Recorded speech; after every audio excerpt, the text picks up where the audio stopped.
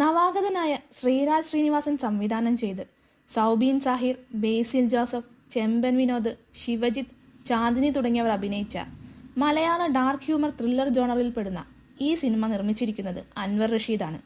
ഒറ്റവാക്കിൽ പറയുകയാണെങ്കിൽ കുറച്ച് ചിരിച്ചും കുറേയധികം ത്രില്ലടിച്ചും കണ്ടു തീർക്കാവുന്ന നല്ലൊരു തിയേറ്റർ അനുഭവം നൽകുന്ന സിനിമയാണ് പ്രാവിൻകൂട് ഷാപ്പ്.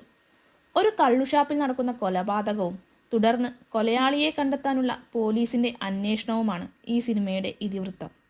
ഒരു ത്രില്ലർ സിനിമയെ ചെറിയ ഹ്യൂമർ ഇടകലർത്തി അവതരിപ്പിക്കുമ്പോഴും പ്രേക്ഷകരെ മടുപ്പിക്കാതെയും ത്രില്ലർ സ്വഭാവം ചോർന്നു പോകാതെയും അവസാനം വരെ എത്തിക്കാൻ സംവിധായകന് സാധിച്ചിരിക്കുന്നു.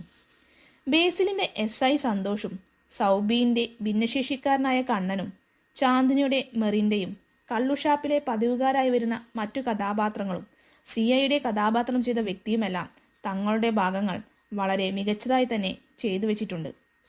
വിഷ്ണു വിജയിന്റെ സംഗീതവും ഷായിജു ഖാലിദിന്റെ ഛായാഗ്രഹണവും സിനിമയുടെ മാറ്റുകൂട്ടുന്നതിൽ പ്രധാന പങ്കുവഹിക്കുന്നു. എടുത്തു പറയേണ്ടുന്ന മറ്റൊരു ഘടകം ഷഫീഖ് മുഹമ്മദിന്റെ എഡിറ്റിംഗ് ആണ്.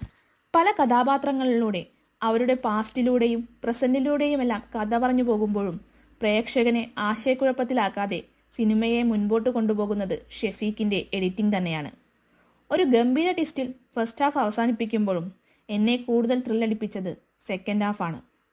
ത്രില്ലർ സിനിമകൾ ഇഷ്ടപ്പെടുന്നവരാണ് നിങ്ങളെങ്കിൽ തിയേറ്ററിൽ പോയി കണ്ടു നോക്കാവുന്ന ഒരു നല്ല സിനിമയാണ് പ്രാവിൻകൂട് ഷാപ്പ്.